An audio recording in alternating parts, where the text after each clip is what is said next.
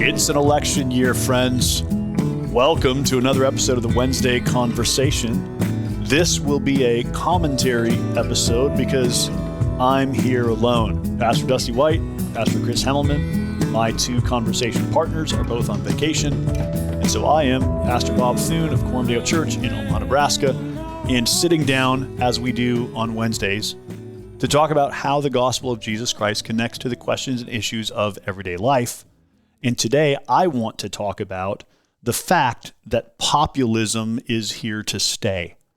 One of the major news items over the past few weeks has been, first of all, the attempted assassination of presidential candidate Donald Trump, and then the Republican National Convention, which followed right on the heels of that a few days later, in which JD Vance was selected as Trump's running mate. And so we are now into sort of the final few months of election 2024, and what we're going to be hearing about for most of the next few months has to do with election-related news. Now, maybe you love that, maybe you hate that. I'm kind of a person who I pay a lot of attention to politics. I just like reading about it and thinking about it. You might be one of those people who's like, man, I can't take another any more political noise in my life. So wherever you find yourself, I want to try to help you just sort of understand, I think, one of the moment that we're in American politics, because I think it is a sort of key shift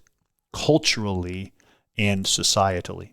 So I want to name what I'm seeing, and I'll leave it to you and your feedback on whether I'm right, whether I'm wrong, whether you're seeing what I'm seeing, or whether you see something different. But I think it's very interesting what's happening in our national politics in the last couple of months. So let me begin by begin at a real 30,000 foot level. First of all, I am a registered independent. Okay, I'm neither a Republican nor a Democrat. However, I would call myself a political and social conservative, and I think of myself as an old school conservative. Meaning, I just mean by that I want to conserve the social and familial traditions that lead to stability and sort of steadiness in society. I was listening recently to an interview that Al Mohler did, and he defined conservatism this way: a commitment to the preservation and conservation of the structures necessary for human flourishing and order. I think that's a great definition, and that's how I would position myself. I'm a person who wants to preserve and conserve the structures necessary for human flourishing and order, things like the family, local units like churches and community groups and neighborhood associations, little local forms of human connectedness, as well as structures like law enforcement, political institutions, education, the things that make for steady, ordered human flourishing in society. And so being a conservative means I want to see those things preserved and conserved over time so that we can pass them on to the next generation. I tend to care a lot about that. Now, you may call yourself more conservative. You may call yourself more progressive. I don't know where you find yourself on the political spectrum, but I do know that we, all of us who are listening to this podcast in America, live in a two-party system that for years has been very predictable. Republicans being more the sort of right-leaning, more conservative party, Democrats being the more left-leaning, more progressive party. And over the past season of time, there's been a lot of interesting shifts in sort of how those parties have aligned themselves and in the interesting sort of fractures that's created in our broader society. So with that as sort of a big picture background, you're listening to a registered independent who is self-consciously a conservative person. Here's what I want to observe about what's happened in the Republican Party in the past few weeks. So as you know, Donald Trump chose JD Vance, a senator from Ohio, as his vice presidential running mate. And what that means is that populism is here to stay. Let me explain what I mean. We've been talking about politics every once in a while in this podcast since 2016, maybe since 2014. But the first Trump election in 2016, we did some episodes on this. In 2020, here in 2024, we have talked consistently and tried to sort of help Christians have wisdom in sort of what moment are we living in politically. And obviously with the election of Donald Trump the first time around in 2016, with his defeat in 2020, and with him being on the ballot again in 2024, a lot of things have been shifting in sort of the American political landscape. We still have a lot of time ahead of us before the November election, and I imagine things will continue to shift and change. But what is interesting is everybody would agree that what Trump tapped into in 2016 was a sort of rampant strain of populism. When you think of populism, think of appeal to the popular masses, the average ordinary person, as opposed to appeal to sort of the intellectual or cultural elites. What Trump did in 2016, you heard a lot of talk about the white working class showing up to vote for Trump. You heard a lot about his appeal to the ordinary citizen. That's populism, and that is a key strain in American politics going all the way back to Andrew Jackson in the 1830s. There's always been in American politics this sort of a populist strain or a populist stream. Trump tapped into that in 2016, and with his pick of JD Vance to be his vice president, I think that populism is here to stay, and I think this signals a shift for what the Republican Party will be in America for the decade to come and maybe beyond. I want to read to you from an article by Damon Linker. Damon Linker is a lecturer in political science at the University of Pennsylvania. So this is an Ivy League lecturer on politics, and I follow him on Twitter because he tends to be a very wise reader of what's going on in the political world. He's pretty moderate himself, and I think he wrote the most helpful piece in naming what is happening in American politics with the naming of JD Vance as vice presidential candidate for the Republican Party. I'm going to just read from this article called The Convert. The sort of subtext or teaser for the article says this: JD Vance is forging an ideology of right populism that will have major consequences for the future of the GOP, the Democrats, and the United States. This article is from July 17th, 2024. It's on Damon Linker's Substack, and I think it nails what's happening in politics within the Republican Party. I'm simply going to read from Damon Linker's observations here and then offer some commentary on them. It can be a comfort and consolation to believe one's political opponents don't really mean what they say. They're liars, hypocrites, shameless opportunists who will say and do anything to gain power. It's impossible to take them seriously. So it's been with the reaction of Democrats to news that the Republican nominee Donald Trump has chosen Ohio Senator JD Vance as his running mate. Because Vance was once a ferocious Trump critic and changed his views around the time he launched his Senate campaign in 2021, it's easy to conclude that everything he's said and done since then has been a cynical ruse. He's just saying what he thinks he must in order to get ahead in a Trumpified GOP. I think that's wrong, and Democrats affirm it at their peril. Of course, opportunism, self-interest, is always a big factor in politics. Politicians want to win approval and elections, and through them, power and public honors. But politics can also be about ideas and ideology, the ends for which power is wielded. I don't doubt that Vance made a self-interested calculation as he was contemplating a Senate run in Ohio, but he didn't follow the path of so many Republicans who have reluctantly bent the knee to Trump after a half-hearted attempt to resist him. He didn't put his head down and slink away into the shadows while secretly hoping Trump will disappear. Rather, Vance set about building something, an ideological palace in which he could find a new home on the far side of the Rubicon his opportunism prompted him to cross. The Vance that emerged after 2021 is an aspirational right populist who blends together staunch and unapologetic social conservatism, support for the kinds of economic regulations more often associated with progressives like Elizabeth Warren, and a desire for retrenchment in foreign policy, including the withdrawal of support for Ukraine in its conflict with Russia.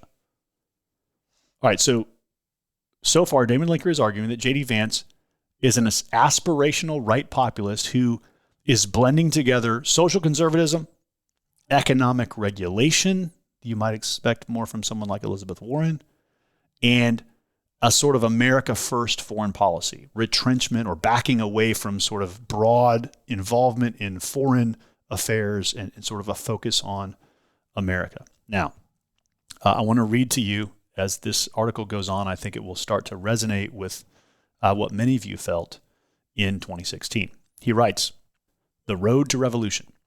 Donald Trump is a man of instincts and impulses, not ideas. He had a hunch back in 2015 that the Republican Party was hollow and weak, an easy target for an insurgency. He'd appealed directly to the masses on a short list of issues: immigration, trade, foreign policy.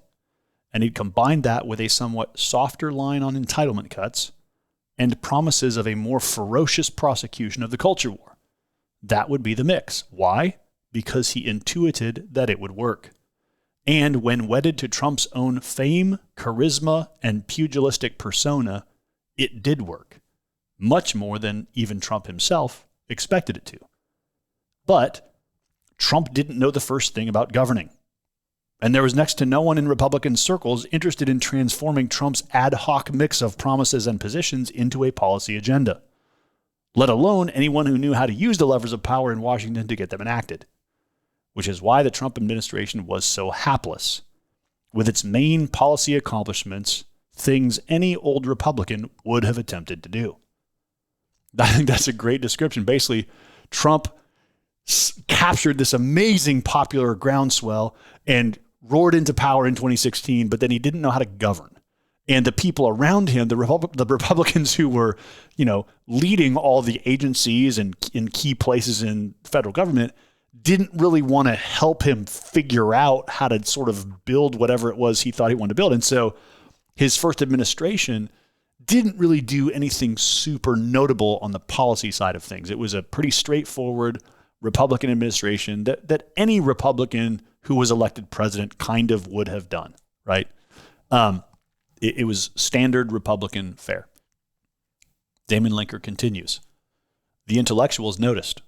Despite building comfortable careers in the ideological universe of Reaganite conservatism, many of them responded to Trump's uncanny electoral success by setting out to forge a new, right populist ideology and policy agenda from scratch.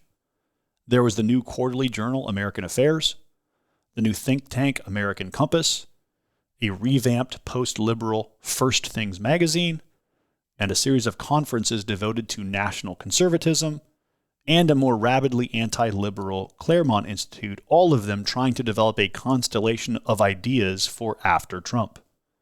They were joined by a small number of elected officials, mostly in the Senate, Missouri Senator Josh Hawley, Florida Senator Marco Rubio, and a handful of others, who began doing their own work of ideological and policy construction." What Linker is describing there is what has been going on sort of behind the scenes over the past 8 years or so. There have been a number of sort of initiatives and leaders trying to figure out, okay, how do we construct policy and proposals for sort of a Trump version of a populist vision of right-leaning politics. Let me, at the risk of being a little bit nerdy, let me describe to you how that's a little different from the classic, what that article, what Damon Linker called Reaganite conservatism. So in the conservative wing of the Republican Party, or sort of in the Republican establishment for the past, 50 or 60 years, it's been animated by what many people have called fusionism. I think that's a term that comes from William F. Buckley, who launched National Review magazine back in 1955. And think of fusionism like a three-legged stool. Okay, the first leg is a free market economy. The second leg is a strong military. And the third leg is a faith, family, and flag social conservatism. I'm borrowing that from R.R. Reno in an article he wrote on fusionism a few years ago. So, free market economy, strong military, faith, family, and flag. Those were sort of the three aspects of Republican fusionism. If you think about post-World War II America, obviously to win World War II, you had a lot of central planning in America. You had the government controlling a lot of the manufacturing, a lot of the production. You had obviously rationing during World War II. You had drives for scrap metal and scrap rubber. All the sort of industrial might of America sort of got pushed toward winning World War II. And so the government had gotten heavily involved in business and in industry and in the economy during World War II. And on the backside of World War II, the conservative thinkers wanted to see that go away. They wanted to see government shrink and get out of a sort of centrally planned economy because they saw communism sort of moving in the direction of centrally planned economies in places like Russia. And so conservatives advocated for a free market economy without a ton of government intervention. They advocated for a strong military because, of course, the Cold War was in full swing and we needed to have a strong military in order to deter nuclear aggression by Russia. And then faith, family, and flag social conservatism. That's the classic sort of three-legged stool of what's called fusionism, which is sort of the Ronald Reagan vision of the Republican Party.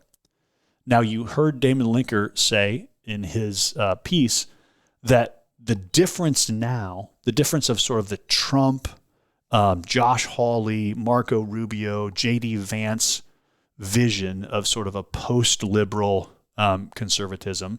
Here's how it's different. Number one, though they still believe in an appropriately strong military, they're very opposed to sort of international interventionism.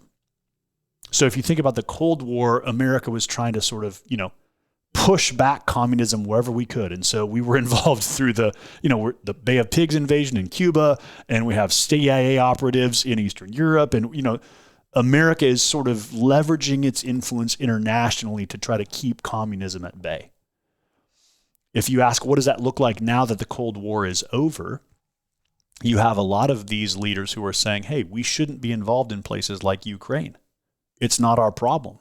It's not a place where American military energy and spending should be oriented. We should be caring about our own, especially like, for instance, our southern border. That matters more for the people of America than, Ukraine and Russia's conflict in Europe. You can agree or disagree with that, but I think the case being made by sort of the new populist right is, we should care about our own concerns and needs and citizens first. And so whereas classic Reagan conservatism would have been very involved in international affairs, JD Vance and others are arguing that we pull back from some of those international commitments and that though we want to retain an appropriately strong military, we don't want to be the policeman to the world. Second, instead of a free market economy, you see a lot more proposals to tinker with what I guess a true free market conservative would say. They want to tinker with economic production. So JD Vance in particular, because he's a senator from Ohio and because his concern has been especially sort of the hollowed out American heartland where there used to be a lot of factories and a lot of industrial production, and now there's a lot of depression and a lot of economic malaise because of how we've shipped all of that to places like China and Vietnam.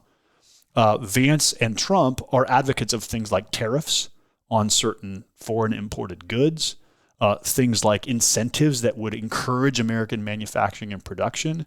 And that's sort of a return to some what you might call central planning kind of impulses. They want the government to take a heavier hand in what the American economy should look like and how it should be incentivized to produce in America. So you think about Joe Biden, for instance, passing the CHIPS Act a couple years ago and trying to bring a bunch of semiconductor manufacturing back into the American continent. That's the kind of thing that people like Trump and JD Vance would celebrate and say, yeah, we should be doing things like that. The government should be putting its thumb on the scale to incentivize the American economy in certain ways that benefit wage workers, blue collar workers. JD Vance, I think, wants to see the minimum wage increase to $20 an hour, which a lot of free market conservatives are very opposed to. But these are the kinds of things that sort of the new populist right really values. So as opposed to interventionism, more of a America First foreign policy, as opposed to a free market economy, more of a central involvement by the government in the economy. But then that third leg of the stool, faith, family, and freedom, obviously, yes, they're all in on that. So this new populism, this new sort of right populism that is represented by Trump and JD Vance is here to stay. When Trump won election in 2016, the question was, is he going to be able to accomplish any of this in policy? And I think as Linker notes in this article, you would say, well, not really. I mean, his administration was sort of a straightforward Republican presidency. What has happened since 2020 is that, A, the groundswell among the population of America for those kinds of things has not gone away. They continue to love figures like Donald Trump.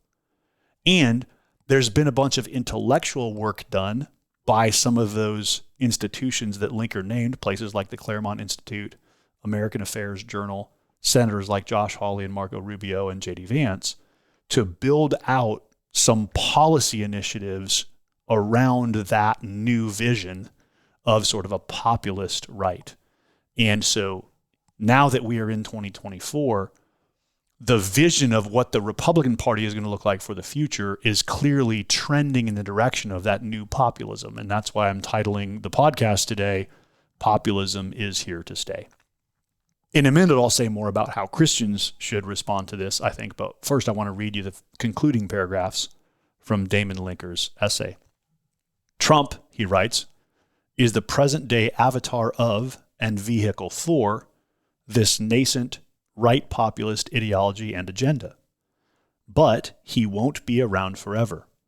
Until the announcement of his choice of Vance, it made sense to assume Trump's eventual passing from the scene might issue in at least a partial reversal of the slowly building changes in the GOP over the past 8 years. The Reaganite libertarian center-right would attempt to reassert control and turn back the clock to the years when Mitt Romney and Paul Ryan were the choice of Republican voters. With Vance now elevated to Trump's anointed successor, such a reversal has become all but inconceivable. Trumpism now has an ideological air, leaving the Reaganism that's been shunted to the side for the past 8 years well and truly dead. Does Vance really believe it, or is he just an opportunist? It's probably a mix of both. But in the end, the precise proportions don't matter. What counts is that he's converted to a new faith and is eager to share the good news. So you see the title of the piece there, The Convert. He's sort of, the analogy he's using is that JD Vance is a convert to this new Trumpist, populist, sort of right populism, and that he's eager to proclaim this good news. Now, what I like about Damon Linker is he's reading JD Vance not cynically, but charitably. He's saying, hey, I think this guy actually had sort of a conversion, a change of heart, that these Trumpist policies actually have credibility, and he became sort of an advocate for that. Obviously, earlier in his career, JD Vance was a strong critic of Donald Trump. And Damon Linker says the Democrats who are reading him just as sort of a cynical opportunist are misreading JD Vance. He links also in this piece to an interview with Ross Douthat in the New York Times, where he writes about JD Vance, and that's behind a paywall, so I probably won't put that link up because most of you won't be able to get to it anyway unless you have a New York Times subscription. But I think this is an interesting reading of JD Vance. I think at the very least, Damon Linker is correct that populism is here to stay, and that what we're going to see in the Republican Party over the next 10 to 20 years is going to be that new version of the three-legged stool, which is going to be faith, family, and flag conservatism socially. It's going to be sort of an America First vision of foreign policy, and it's going to be a little more intervention economically rather than a pure free market economic principle. So it'll be interesting to see how this shapes up, but I think you should expect that this is a decisive shift. In other words, until this point, again, I told you at the beginning of this podcast, I'm a conservative. And until this point, I had the same instinct that Damon Linker says there in the end, where he says, I kind of assumed that, once Trump kind of runs his course, the Republican Party is going to shift back to more the Mitt Romney types, more the sort of neoconservative Reagan kind of vision. I think that's less likely now. I do think that JD Vance being vice president at age 39 will mean that this vision of populism is what starts to get instantiated in the Republican Party moving forward. And so I think that does mean something for where our national dialogue will be headed, for probably how the Democratic Party will reposition itself in response to that, and for maybe opportunities for other affiliations and associations. I believe it'd be nice to get out of just a two-party vision in America. It'd be nice to have a viable third party. And I don't know if this will mean that happens or if actually the new Republican vision will create a broader coalition that will be able to gather more people around that banner. Trump has been a very divisive figure, and it's possible that JD Vance, 4 years from now, perhaps, might be a more popular figure, one that rallies more people around him and who is a little less polarizing with some of his rhetoric and personality. That remains to be seen, but I think it is certainly true that we're seeing a shift in terms of what the political parties are going to look like in the years ahead of us. And I think that's very, very important. And the reason I'm doing a podcast on that is because I think it's important for Christians to see that, and because I think it's brand new. I think it's just coming to fruition now in the past month or two. And so it is going to be something we look back on 2024 and point to. Okay, so in the introduction to this podcast, we say that we talk about how the gospel of Jesus Christ connects to the questions and issues of everyday life.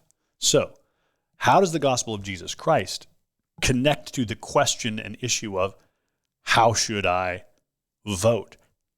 How should I relate to this new populism that is emergent on the right of the American political spectrum? How should I respond and relate to the changes in our national politics? And I want to answer that very, very simply. There's much more that could be said, but I want to say the simplest thing possible that I think is a starting point for our engagement in politics in the years to come.